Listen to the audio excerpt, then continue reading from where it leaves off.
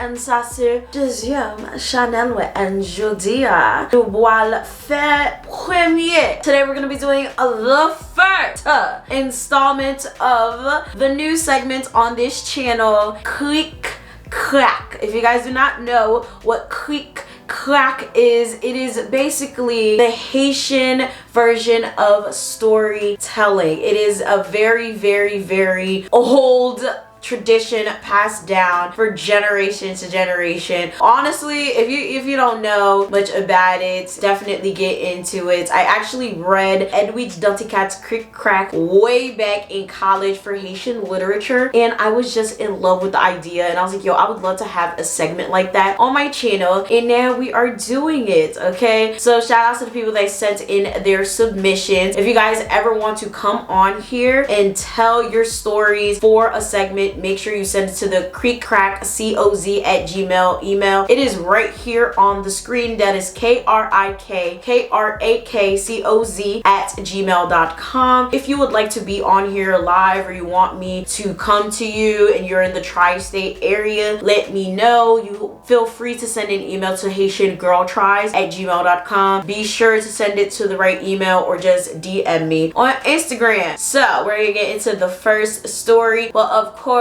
make sure that you comment down crack, okay? KRAK. Another very important detail to know about the Haitian tradition of the KRIK KRAK is that when the storyteller is ready to tell the story, we say KRIK, and then everyone replies crack. So everybody make sure you comment crack, KRAK, down in the comment section if you are ready to hear the story. And make sure you get your tea, get your snacks, get everything you need, because we're about to get into it. Okay, now let's all make sure that when we're sending these stories, we make them anonymous, because I ain't trying to out nobody. Mademoiselle, merci, s'il vous plaît, or whatever, okay? Because,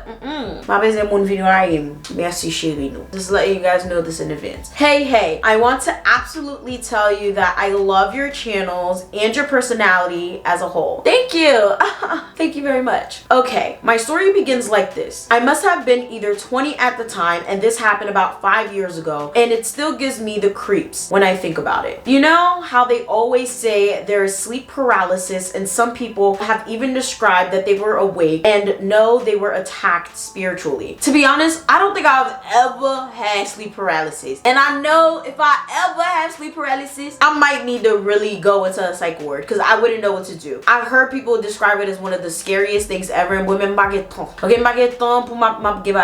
I would really be terrified. Like, I've heard some of the scariest sleep paralysis stories, and I don't know if I'd be able to go through it. So I am over here sitting in my cozy bedroom listening to my friend, who was telling me what was going on with her girl problems. We were continuing to chat, and then she asked if I could pray with her over the phone. I am sure the way my bedroom was, it had 3 windows facing the street view, and they were open to let some air in. All of a sudden, after finishing praying with her, the room got dark on one side of the room, and make sure the punctuation is good, because child, this is so messed up. I'm seeing caps where the cap shouldn't be. I'm seeing punctuation where the punctuation should or shouldn't be. Okay. All of a sudden, after finishing praying with her, my room got dark on one side, and the air stopped coming in as if something was blocking it. I kid you not, I saw a big shadowy figure standing in the corner. Next thing I remember, I could not move or speak, and my phone dropped out of my hand. Hold up, I thought sleep paralysis only happens when you sleep. See, I don't have time. Whew.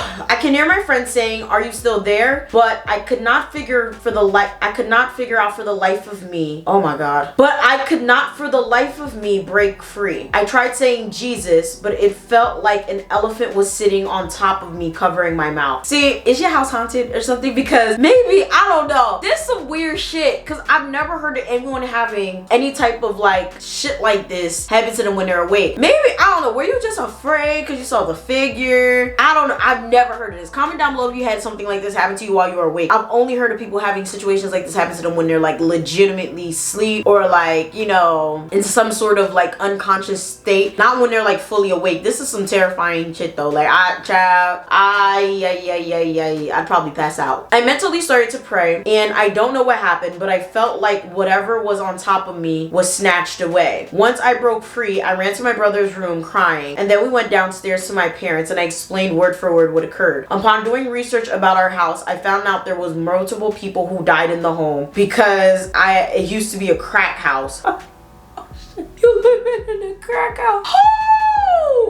Wait, oh my god, no. I've been moved out since then, but to this day, when I go over my parents, I do not sleep in my old bedroom. I sleep in the guest. The moral of the story is do research on the homes you're moving into. On some real shit. First of all, I'm very sorry that happened to you. And that was the first thing I thought about. As soon as I read that story, I was like, the house has to be haunted. Because things like that don't just happen to people unless it just continuously happens to you. Then I'm very, very sorry. So comment down below if you do have something like that that happens to you on a continuous basis, because that's sad and that's scary and you should probably go see someone professionally. And I'm not talking about like a mental health person because they're probably just gonna like drug you up, but like I'm talking about like go see like a spiritual person, like a priest or a preacher, something like that, you know, like anybody in the spiritual realm of whatever it is that you believe in, because they'll probably be able to tell you what's going on. Now I will say that you definitely do need to look into wherever you're living, especially when it comes to buying a house. Now when it comes to apartments, you should always look into it too, but at least with an apartment you can easily break your lease and get out of it, even if you have to pay an amount of money to get out. But even when you're looking into an apartment, you should always look into it, because like a lot of people forget that apartments are still built on grounds that can be very, very questionable. Sometimes those grounds used to be cemeteries, those grounds used to be places where Native Americans used to live and, you know, died on, because, you know,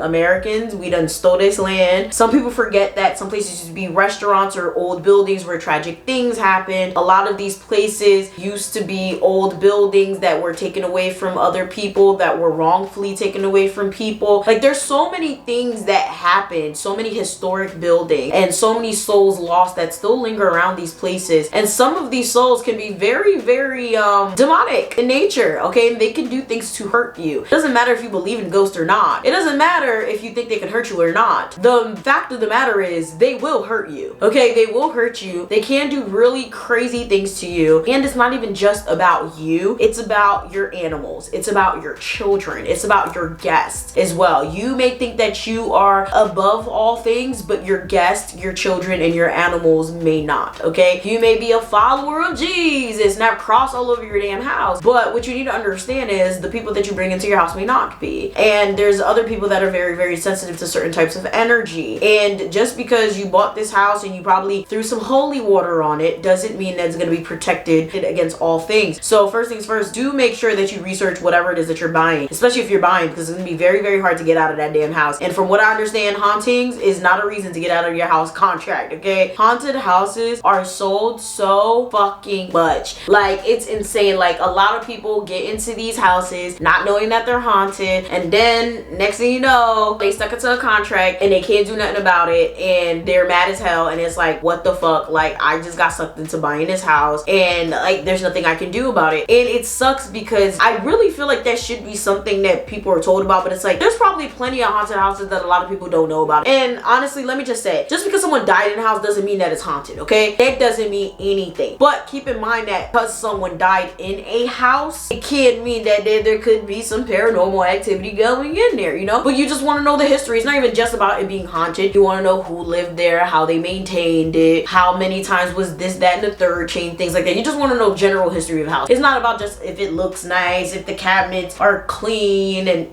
you know, things like that, and the plumbing and all that. But you also want to know the spiritual history of the house. What type of religion did these people practice? You would definitely need to know if they were doing satanic rituals in the house. You would need to know if they were doing any type of holistic practices in the house. You need to know these types of things, especially if you're someone that's very sensitive to energies, or if you have some sort of gift where you can see things, because God forbid you move into a house, next thing you know, you seeing spirits in the kitchen, you seeing spirits in the attic, you seeing spirits in the bathtub. Like, that's some real scary shit. You need to be very, very careful where you move into, okay? For those of you guys who are Christian, especially when you move into your house, make sure your church comes there. They have a prayer service for you. If you are Catholic, make sure they come in. They have a prayer service for you. They bring the holy water. They do all of that shit. Like, every type of ceremony possible. Make sure they do blessings for you. For all of you guys who are religious, make sure your house is blessed before you sleep in there for the first day. But I'm telling you right now, that's probably not going to do a damn thing, especially if you have demons in your house. Now, it's one thing to just have regular spirits, because like spirits are everywhere, energy is everywhere. But if you have demons in your house, you're probably gonna need something a lot more like potent. Okay, holy water is like absolutely nothing to a demon. Like you're gonna need like gallons of freaking holy water, but like and you know, a whole lot of extra shit. But like make sure like the bare minimum is at least done. Okay, again, I'm very sorry that happened to you, and for the most part I'm happy you got out that house. I hope the rest of your family got out that house too. They probably didn't get out that house. But also I would love to know if anyone else in your family had an issue. Like, was it just you that got attacked like that? Why did it attack you while you were on the phone and not while you were asleep? Did it just not like your phone conversation? But you did say you were about to pray. That's probably what it was. You were about to pray. So there was like, bitch, don't pray.